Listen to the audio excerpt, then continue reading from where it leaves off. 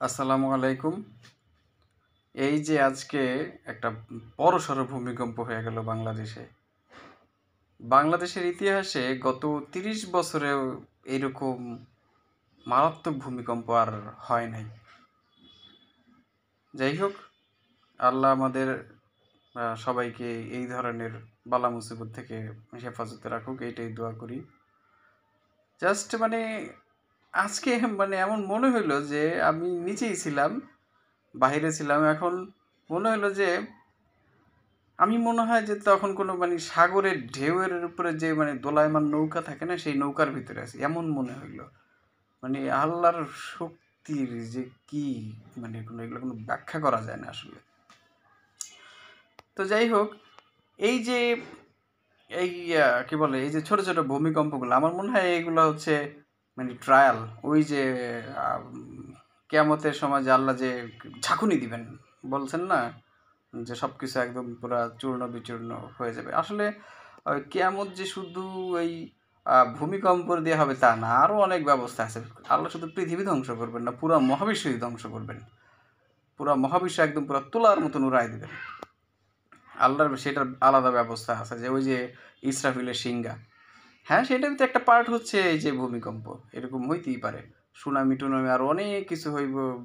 আবার দেখা যায় যে যে গ্র্যাভিটি সেটাও ইনঅ্যাক্টিভ হয়ে যাবে। বহুত বহুত কাজ আছে, শুধু একই হতে হয় না। পুরা মহাবিশ্বটা ধ্বংস করাটা কোনো চারটিখানি কথা না। ওই যে যায় দেখেন যে ইসরাফিলের যে সিংহা, সেটা সিংহা তো না, আমাদেরকে ধারণা দেওয়া হয় সিংহা তো কেউ আর কি স্বচক্ষে দেখছে কিনা, বা রসুল দেখছে কিনা এটা আমি কনফিউজড, যে তিনি মিরাজে যায় তিনি দেখছেন কিনা। কিন্তু আমাদের এবার ধারণা দেওয়া হয় সেটা হচ্ছে অনেকটা কি বলে গরুর সিংহের মতন এরকম। আসলে সেটা গরুর সিংহের মতনই হোক আর যেটা যেটা যেরকমই হোক, সেটা হচ্ছে একটা কি বলে মেশিন, বা সেটাকে অস্ত্র বলা যেতে পারে, কসমিক সনিক ওয়েপন, যেটা দ্বারা একেবারে সারা মহাবিশ্ব একেবারে ধ্বংস করা সম্ভব। আর একমাত্র ইসরাফিলই সম্ভবত আল্লাহ ওই রকম এই কাজের জন্যই ডিজাইন করে বানাইছেন। একমাত্র এই একটা কাজের জন্যই, সব কিছু ধ্বংস করার জন্য। যাই হোক, ওই যে সব কিছু একেবারে তুলার মতন উড়ায় দেওয়ার জন্য ওই যে ইসরাফিলের সিংহা তো আছেই। তো সেইটার একটা এই দিক দিয়ে আর কি পার্ট হচ্ছে ভূমিকম্প, অনেক ভূমিকম্প হবে। তো এই যে এগুলো মনে হয় যে একটা ট্রায়াল। এখন এই যে এই যে ট্রায়ালে এগুলো চলে, ট্রায়াল কেন বলতেছি, যে ওই যে আল্লাহ যখন ইয়ের বর্ণনাগুলো দিয়েছেন কেয়ামতের, যে তখন মানুষ একেবারে পাগলা ঘোড়ার মতন ছুটবে। এখনও কিন্তু মানুষ যখন একটু ঝাঁকুনি টাকুনি খাই, আমরা পাগলা ঘোড়ার মতন ছুটি, আমাদের কোনো জ্ঞান থাকে না, আমরা জ্ঞান শূন্য হয়ে আমরা একেবারে দিক বিদিক ছুটে বেড়াই। ওই যে আল্লাহ বলছে না, যে আল করিয়া তুমাল করিয়া ওয়ামা আদরাকা মাল করিয়া ইয়াউমা ইয়াকুনুন নাসু কাল ফারাশিল মাবথুস। এই যে আল্লাহ রসুলের বলছেন যে মহাপ্রলয়, তারপর আবার বলছেন মহাপ্রলয়, তারপর বলছেন যে আপনি কি জানেন সেই মহাপ্রলয় কি, ওয়ামা আদরাকা মাল করিয়া। অর্থাৎ আল্লাহ রসুলরে প্রশ্ন করছে। এখন আল্লাহরে যে প্রশ্ন করার ধরন, এই ব্যাপারটা এরকম না যে রসুলের আল্লাহ ব্যাপারটা জানেন না, রসুলের থেকে সেটা উত্তরটা নিতে চান, ব্যাপারটা এরকম না। ব্যাপারটা হচ্ছে যে আল্লাহ ঠিকই জানেন, রসুল জানে না, এখন রসুলরে তিনি জানাইতে চান। এরকম আমাদের মাঝে এরকম অনেক সময় হয় যে আমরা কোনো একটা কিছু জানছি, তো আমাদের যারা ঘনিষ্ঠজন বা একেবারে ক্লোজ ফ্রেন্ড বা যাই হোক, যেটাই হোক, এখন তাদের সাথে বলি তুমি কি এটা জানো, কি আমি তার জানাইতে চাইতেছি। একটা প্রশ্ন করার কয়েকটা উদ্দেশ্য থাকে। একটা হচ্ছে যদি সে কি বলে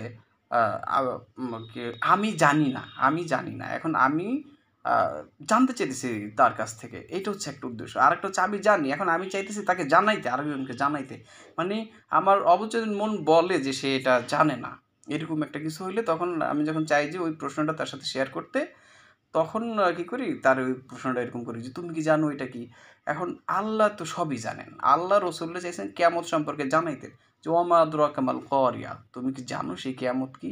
তারপর আল্লাহ সেগুলো বর্ণনা দিচ্ছেন যে ইয়াউমা ইয়াকুনুন নাসু কাল ফারাশিল মাবথুস। আরও অনেক ইয়ে দিছেন, আরও অনেক বলছেন, কিন্তু শুধু আমি এতটুকুই পয়েন্ট আউট করতেছি এই জন্য যে সেদিন মানুষ পাগলা ঘোড়ার মতন ছুটবে। এখনও আমরা এই সামান্যই হইলে আমরা পুরা সব পাগলা ঘোড়ার মতন ছুটি। কিসের অফিস, কিসের কি, কোনো কিচ্ছু একদম ইয়ে হয় না। কোথায় বস, কোথায় একেবারে এই কি বলে কেরানি যা আছে কোথায় দাঁড়ান সব একসাথে ওইরা একদম বাইরে। কোনো কিছু তখন আর ভেদাভেদ থাকে না। এইরকম একটা ভূমিকম্প। আর তখন কিয়ামতের সময় তো কোনো কিচ্ছু হবে না। কি বলে কোনো ভেদাভেদি থাকবে না। একেবারে যারা ই অনেক তো আছে যে এরকম শোনা যায় যে ইয়েতে ওই কি বলে যদি মানে গর্ভবতী নারীও সে ওই সময়ে কি বলে ওই সময়ের ভয়াবহতার কারণে সে একেবারে ডেলিভারি করে দেবে এইরকম ইয়ে আছে। তো যাই হোক, তো এখনও মানে আল্লাহর কালাম আসলে এই যুগের সাথেও রিলেট করা যায়, আবার ও একেবারে সামনেও অতীত সবটার সাথে আর কি সেটা আর কি রিলেট করা যায়। তো এখন আমরা এখনও ছুটে বেড়াই, আল্লাহ বলছে যে তোমরা তখনও ছুটে বেড়াইবা কিসের মতন, পাগলা ঘোরার মতন। এখন আমাদের কোনো জ্ঞান থাকে না, আবার ওই তখনও কোনো জ্ঞান থাকবে না। এখন এই যে ইসরাফিলের যে সিংহাটা সেটা ওইটা মানে কি বলি শব্দ, দেখেন আল্লাহ কিন্তু বলছেন যে এটা ইসরাফিলের সিংহাটা কি শব্দ। এটার মূল মেকানিজমটা হচ্ছে শব্দ তৈরি করা, শব্দের মাধ্যমে ধ্বংস করা। এখন বর্তমান পৃথিবীতে যত যুদ্ধাস্ত্র আছে বা যত যুদ্ধাস্ত্র তৈরি হয় সব কিন্তু ওই অন্যান্য কিছু মানে ওই সনিক ওয়েপন না, এটা শুধু মানুষে আল্লাহ খুব এই সনিক ওয়েপন সম্পর্কে খুব সাধারণ অল্প একটু জ্ঞান দিছে, যেটা তারা একটু এই সাউন্ড গ্রেনেড এগুলো বানায় একটু ওই মিছিল আর কি ভাঙে চড়ে দিতে পারে বা আর কি ছিন্ন বিচ্ছিন্ন করে দিতে পারে, ওই মিছিল টিছিল আর কি সব কিছু ইয়ে করতে পারে, নিয়ন্ত্রণ করতে পারে। এছাড়া শব্দে আর বড় কোনো ইয়ে আর কি এখনও ওইরকম বড় কোনো বোমা তৈরি করার মতন জ্ঞান আল্লাহ মানুষকে দেন নাই, সম্ভবত এটা দিবেনও না। এটা তিনি নিজের কাছেই রেখে দিয়েছেন যে এই তিনি এটা দ্বারা পুরো মহাবিশ্ব ধ্বংস করবেন।